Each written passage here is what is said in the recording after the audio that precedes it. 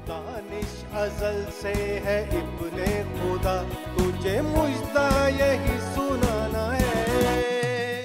नया जीवन, नया जीवन, नया जीवन इन क्राइस्ट। नया जीवन, नया जीवन, नया जीवन इन क्राइस्ट। नया जीवन, नया जीवन, नया जीवन इन क्राइस्ट। आए अहले ज़मीन, सब खुदावंद के हजूर खुशी का नारा मारो। जान रखो कि खुदावंद ही खुदा है, उसी ने हमको बनाया और हम उसी के हैं। हम उसके लोग और उसकी चिरागाह की भेड़ें हैं। शुक्रगुजारी करते हुए उसके फाटकों में और हमद करते हुए उसकी बारगाहों में दाखिल हो। उसका शुक्र करो और उसके नाम को मुबारक कहो, क्योंकि खुदावंद भला है और उसकी शफकत अबदी है और उसकी वफादारी पुश्त दर पुश्त रहती है। आप प्रोग्राम नया जीवन इन क्राइस्ट देख रहे हैं और सुन भी रहे हैं। जो बातें आप सुन रहे हैं वो खुदा की सच्ची बातें हैं, किसी इंसान की मन गढ़ंत बातें नहीं हैं। मेरी दुआ है कि आप जब सुनते हैं तो खुदावंद आपको सोचने की तौफीक अता फरमाए। आप सोचें इन बातों पर जो आपसे हम करते हैं। समझने के लिए खुदा आपको अपना फजल अता फरमाए। जैसा कि हमने बताया था कि हम पिछले हफ्ते मुकाशफा की किताब में से पास्टर सैमुअल गौरी हमारे साथ मौजूद हैं। हम आपकी तशरीफ आवरी का शुक्रिया अदा करते हैं। सर, मैं हम कंटिन्यू करेंगे जो लास्ट वीक हमने प्रोग्राम किया, उसका दूसरा हिस्सा अब आज हम आपसे सुनेंगे। आमीन। और अगर आपकी कोई राय है, अगर आप कोई क्वेश्चन करना चाहते हैं तो स्क्रीन पर बताए गए फ़ोन के ऊपर या ईमेल के ज़रिए आप हमसे राब्ता कायम कर सकते हैं। और आए वहाँ से शुरू करते हैं पास्टर जी, जहाँ से आपने मुकाशफा की जो तफसीर है वो आप बयान कर रहे थे। आए खुदा का कलाम सुनते हैं। मेरे अज़ीज़ों, मैं एक बार फिर खुदावंद का शुक्र अदा करता हूँ इस प्रिविलेज एंड ऑनर के लिए जो आपके साथ खुदावंद के कलाम को शेयर करने का मौका मिला। जुएद भाई, मैं दिल की गहराइयों से एक बार फिर आपका शुक्रगुजार हूँ। मुझे आपने ये शर्फ बख्शा कि मैं आकर आपके साथ खुदा का कलाम शेयर कर सकूं। और मैं इसलिए भी शुक्रगुजार हूँ, वाकई दिल से शुक्रगुजार हूँ कि आपने मुझे इस सब्जेक्ट पर बात करने का जो है वो मेरी ख्वाहिश के मुताबिक आपने उसको इज्जत बख्शी है। और मैं ये भी इकरार करता हूँ कि आप इन बातों को समझते हैं कि हम आखिरी वक्त में रह रहे हैं और हमारा अपने लोगों को तैयार करना, कलीसिया को बताना, सिखाना उसके दीदार के लिए, जब वो जलाल के बादलों पर आएगा और हम हवा में उड़कर उसका इस्तकबाल करेंगे, उस दिन के लिए हमने उसे लोगों को तैयार करना है। और शुक्र हो खुदा का कि आपके इस प्लेटफॉर्म से जो खूबसूरत एक नया जीवन मसीह में, तो उस नए जीवन में हमने तैयार भी कर रहे हैं लोगों को कि उस नए जीवन में हमने हर रोज हर लम्हा जो जिंदगी गुजारे वो ऐसे गुजारे कि किसी लम्हे भी जब वो बादलों पर आता है तो हम उसका हवा में उड़कर इस्तकबाल करने के लिए तैयार हो। लास्ट वीक, जैसा कि जो सब आपको याद होगा, मैं बात कर रहा था कि 4 राय है, रैप्चर एक ही होना है। कुछ लोगों को प्रॉब्लम है जी कि रैप्चर जो है बाइबल में लिखा नहीं हुआ। भाई क्यों नहीं लिखा हुआ? लफ्ज रैप्चर जो है, अगर हम इसकी स्टडी करें, ये भी मौजूद है, लेकिन बात यह है कि इसकी तालीम पौलुस रसूल ने हमें दी है। और हम बात कर रहे थे कि 4 राय हैं। उन 4 राय में से रैप्चर तो एक ही है, राय 4 हैं। एक राय है प्री ट्रिबुलेशन रैप्चर, यानी कि 7 साल के अरसे से पहले रैप्चर होना है जी। सो 4 राय जो सब, जैसे कि हमने पिछले प्रोग्राम में स्टडी की थी, 4 राय हैं।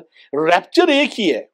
अब उन 4 राय में पहली राय ये है कि प्री ट्रिबुलेशन रैप्चर, जो कि मैं ही मान रखता हूं बाइबल मुकद्दस में बहुत क्लियर है कि जो प्री ट्रिबुलेशन रैप्चर होगा यानी कि 7 साल के जो आखिरी हफ्ता दानियल का होना है, जो ट्रिबुलेशन है जिसमें मुखालिफ मसीह ने अहद बांधना है, उससे पहले का जो पीरियड है उसको प्री ट्रिबुलेशन रैप्चर कहते हैं।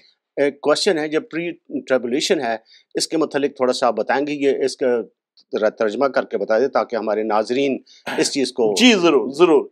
प्री ट्रिबुलेशन ये है जो साहब, दानियल सबसे पहली वो हस्ती है जिसने हमें बताया कि दुनिया के एंड में मुश्किल वक्त आना है। जी जी। वो मुश्किल वक्त कब आना है उससे पहले पहली बात है कि कलीसिया तो किसी लम्हे भी उठाई जाएगी। वो जो मुश्किल वक्त है उसमें मुखालिफ मसीह ने दानियल 9 बाब और उसकी 26-27 आयत में उसने अहद बांधना है इसराइल के साथ और बहुत सारी कौमों के साथ। ग्लोबल इवेंट होगा, दुनिया की सुपर पावर। और ये मेरी रिसर्च है, स्टडी है, बाइबल मुकद्दस क्लियर 2 राय पाई जाती है कि मुखालिफ मसीह कहां से होगा।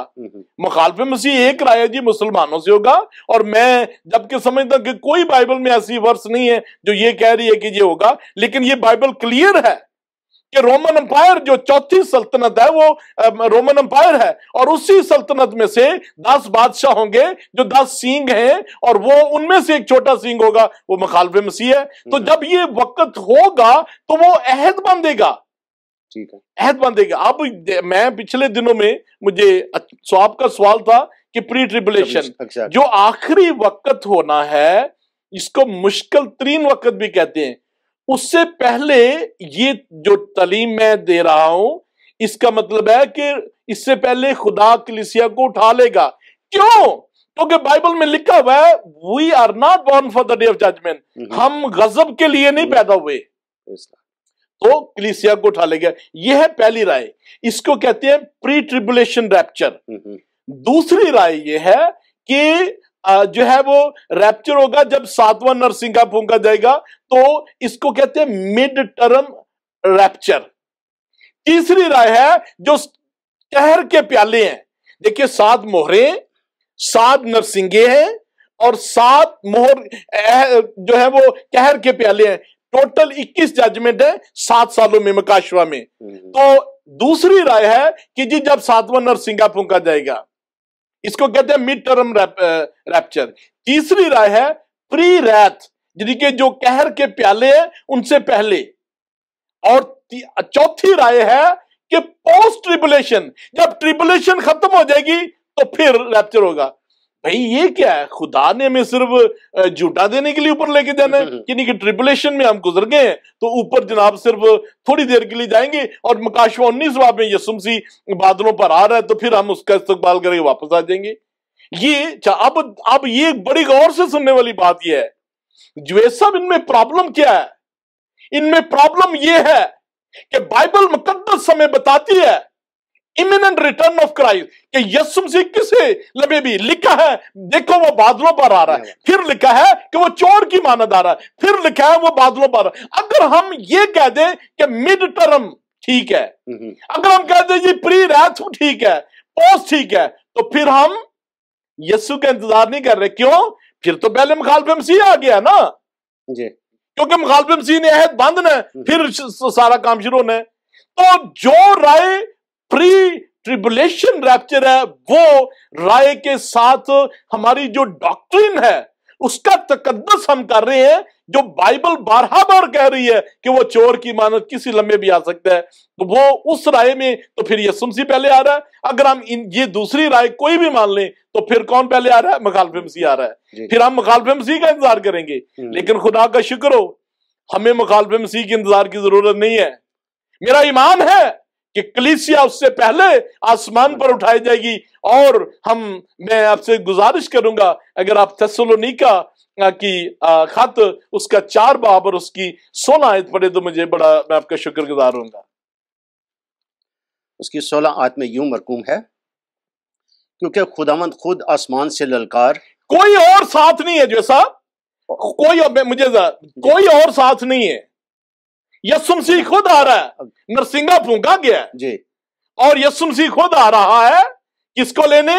अपनी दुल्हन को लेने। हालेलुया, अपनी दुल्हन को लेने आ रहा है। दुल्हन का मतलब खुदावंद यीशु मसीह में हैं, जिन्होंने खुदावंद यीशु मसीह को कबूल कर लिया, अपना शख्सी निजात दहिंदा कबूल कर लिया। हालेलुया, हालेलुया, बिल्कुल दुरुस्त है। पढ़िएगा आगे।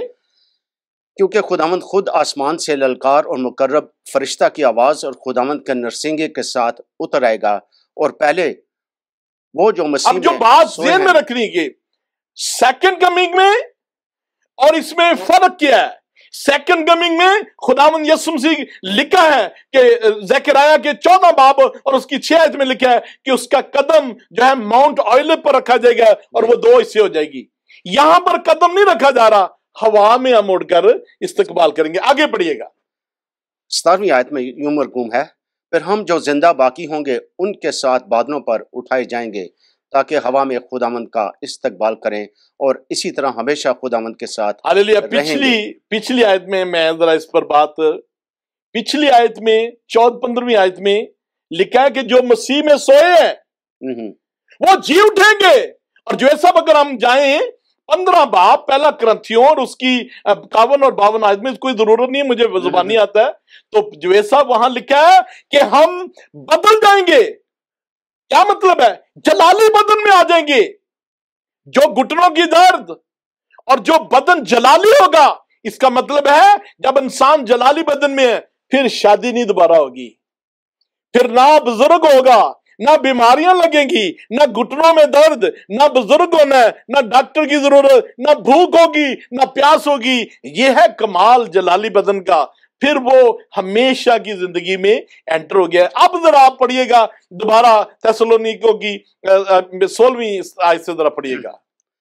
क्योंकि खुदावंद खुद आसमान से ललकार और मुकर्रब फरिश्ता की आवाज और खुदा के नरसिंगे के साथ उतर आएगा, और पहले वो जो मसीह में सोए हैं जी। अब मैं ये अपने ऑडियंस को जरा दोबारा बताना चाहता हूं। जी जी, रैप्चर किसी लम्हे भी हो सकता है, इसके लिए हमें साइन की जरूरत नहीं है, ना कोई डेट मेंशन है, किसी लम्हे भी हो सकता है।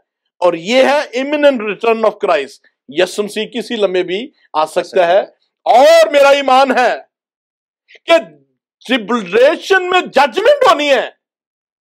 ट्रिबुलेशन है क्या? दानियल का आखिरी जिसमें 21 खुदा के कहर नाजुल होने, किन पर? मत्ती रसूल की इंजील, उसका यूहन्ना की इंजील, उसका 3 बाब और 36 आयत में यूं मरकूम है, और जितनों ने उसका इनकार किया खुदा का गजब उन पर ठहरा। तो जो 7 साल की ट्रिबुलेशन है, ये खुदा का गजब होना है किन पर? जिन कौमों ने उसका इनकार किया है। अब जिन लोगों ने कबूल नहीं किया खुदावंद यीशु मसीह को, उन पर खुदा का गजब हमेशा रहेगा। लेकिन जो कबूल कर लेंगे वो एक मसीह में जिन्होंने कबूल कर लिया है जी जी, वो हवा में उड़कर चले जाएंगे, और जिन्होंने नहीं किया था उन पर खुदा की जजमेंट है। लेकिन खुदा मेहरबान है, उस 7 साल में भी खुदा मौका देगा ताकि और लोग खुदावन के करीब आए। खुदावन, हम देखते हैं कि उन 7 सालों में खुदा ने 1,44,000 यहूदियों को, इवेंजलिस्ट को जो है वो दोबारा मौका दिया कि वो खुदावन को की मनादी करेंगे, और लोग उसमें भी। मैं चाहूंगा, हमारे पास शायद 1-2 मिनट रह गए, हम उसको फिनिश करें। थिस्सलुनीकियों की आयत को जरा फिनिश कर दें प्लीज। कौन सी आयत है? 17वीं आयत है। फिर हम जो जिंदा बाकी होंगे उनके साथ बादलों पर उठाए जाएंगे। उनके साथ कौन? किनके साथ? जो मसीह में जी उठे थे, जो जलाली बदन पा चुके हैं। आगे बढ़िएगा। ताकि हवा में खुदावंद का इस्तकबाल करें और इसी तरह हमेशा खुदावंद के साथ रहेंगे। हमेशा। हालेलुया। कितनी देर? फॉरएवर। हालेलुया। हम हमेशा के लिए अपने खुदा के साथ रहेंगे। और फिर मकाशवा 19 बाब में जब खुदावन ने आना है तो लिखा है, बिहोल वो सफेद घोड़े पर बैठा और उसके पीछे आसमान की फौजें, वो मुकद्दसीन के साथ और मकरब फरिश्ते और जो कवि फरिश्तों के साथ वापस आएगा। फिर हम जलाली बदन में 7 साल बाद जब ट्रिबुलेशन खत्म हो जाएगी वापस आएंगे खुदावंद यीशु मसीह के साथ। हालेलुया। नाजरीन, उम्मीद करते हैं आज का कलाम आप जरूर पसंद किया होगा। हम इसको कंटिन्यू करेंगे नेक्स्ट वीक। अगर आप अंजील जलील पढ़ना चाहते हैं, ये सारी चीज़ें अंजील जलील में लिखी हैं मुकाशवा की किताब में। हम आपको बग़ैर मुआवजा के अंजील जलील भेजेंगे, हिंदी, उर्दू और पंजाबी में, या इंग्लिश में भी आप हमसे मंगवा सकते हैं। और अगर आपका कोई कंसर्न है, क्वेश्चन है, तो आप हमसे रब्ता कायम कर सकते हैं। हमारा ईमेल एड्रेस स्क्रीन पर नोट कर लें और फ़ोन के ज़रिए भी आप हमसे रब्ता कायम कर सकते हैं। आप हमारा प्रोग्राम नया जीवन इन क्राइस्ट सुन रहे हैं, मसीह में एक नया जीवन हम तैयार कर रहे हैं ताकि खुदावंद यीशु मसीह की आमदसानी के लिए तैयार हो सकें, उसके साथ उसका इस्तकबाल कर सकें।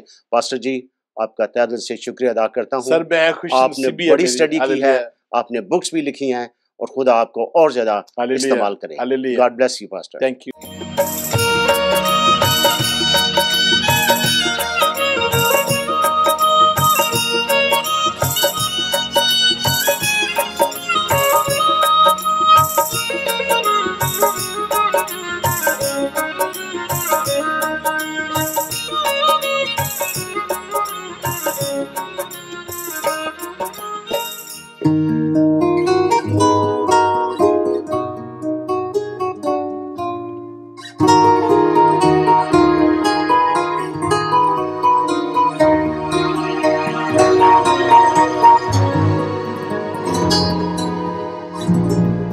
रूहे पाक तू मेरा सफर, कभी साथ न छूटे पल दो पल। रूहे पाक तू मेरा सफर, कभी साथ न छूटे पल दो पल। करूँ गुफ्तगू मेरे रूबरू, और काम से आए तू नजर। करूँ गुफ्तगू तेरे रूबरू, और काम से आए तू नजर।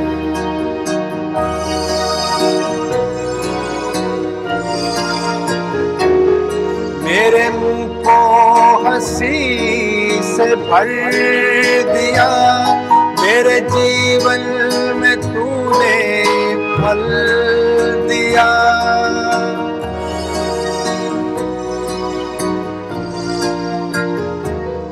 मेरे मुंह को हंसी से भर दिया, मेरे जीवन में तूने फल दिया।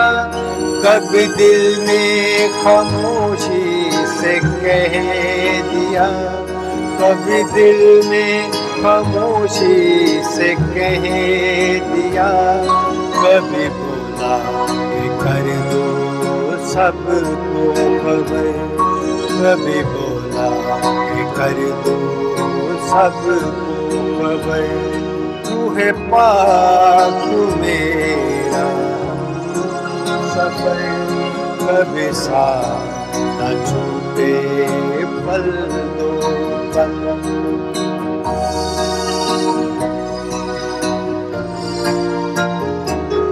तूने अपनी ज़बान अता की मुझे, तूने हिकमत की बात बयां की मुझे।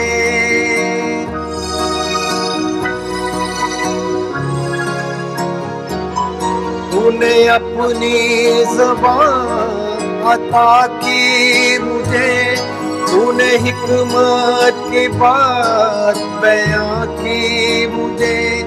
दी मुहब्बत खुशी मना भी मुझे, दी मुहब्बत खुशी मना भी मुझे।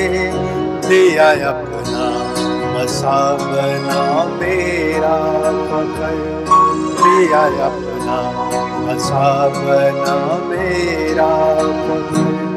रूहे पाक तू मेरा सफर, कभी साथ न छूटे पल दो पल।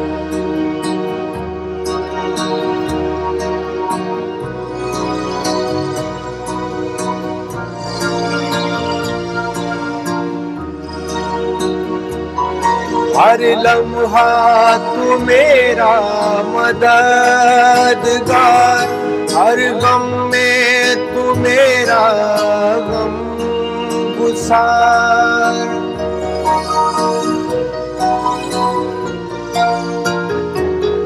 हर लम्हा तू मेरा मददगार, हर गम में तू मेरा गम गुसा, तू ही जान का सकून और दिल का करा, तू ही जान का सकून और दिल का करा।